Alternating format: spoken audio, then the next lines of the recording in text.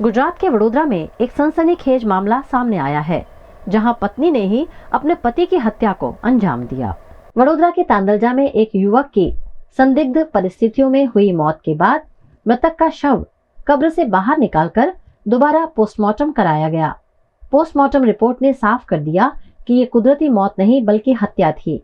जांच में खुलासा हुआ कि मृतक की पत्नी ने अपने पुरुष मित्र के साथ मिलकर उसकी गला दबाकर हत्या की थी।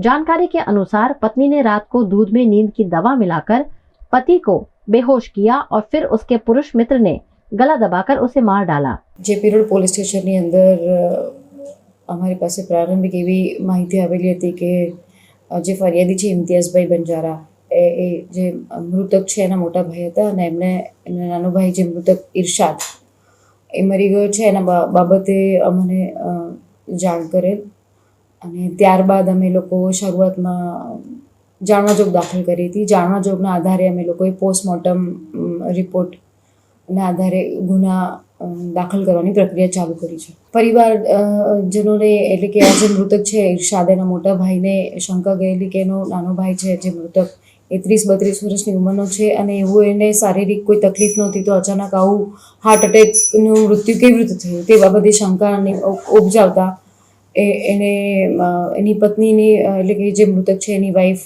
ગુલબાનો એનું વર્તન પણ જોતા શંકા જતા એને મોટા ભાઈએ અમારી પાસે આવીને આ અંગે જાણ કરી કે આ મૃત્યુ કુદરતી નથી મૃત્યુ પરંતુ અમને આ શંકા છે।